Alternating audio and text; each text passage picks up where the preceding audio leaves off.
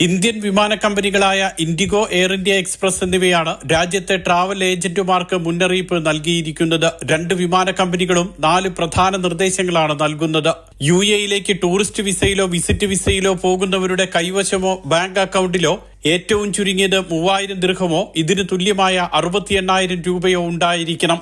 2 മാസമാണ് വിസിറ്റ് കാലാവധിയെങ്കിൽ 5000 ദിർഹമോ തുല്യമായ തുകയോ വേണം. പാസ്പോർട്ടിന് 8 മാസത്തിൽ കുറയാത്ത കാലാവധി ഉണ്ടാകണം. UAE-യിൽ താമസിക്കുന്ന ഹോട്ടലിന്റെയോ മറ്റ് താമസ കേന്ദ്രത്തിന്റെയോ വിവരങ്ങൾ നൽകണം. മടക്കയാത്രയ്ക്ക് ആവശ്യമായ കൺഫേംഡ് വിമാന ടിക്കറ്റ് വേണമെന്നും ഉത്തരവിൽ പറയുന്നു. ഇവയെല്ലാം ഉറപ്പാക്കേണ്ടത് ടിക്കറ്റ് ബുക്ക് ചെയ്യുന്ന ട്രാവൽ ഏജന്റിന്റെ ഉത്തരവാദിത്വമാണ്. രേഖകളോ പണമോ ഇല്ലാതെ എത്തുന്നവരെ വിമാനത്താവളത്തിൽ വെച്ചു തന്നെ തിരിച്ചയക്കുമെന്നും നടപടിക്രമങ്ങൾക്കാവശ്യമായ ചെലവ് ട്രാവൽ ഏജൻസികളിൽ നിന്നും ഈടാക്കുമെന്നും ഉത്തരവിൽ പറയുന്നു.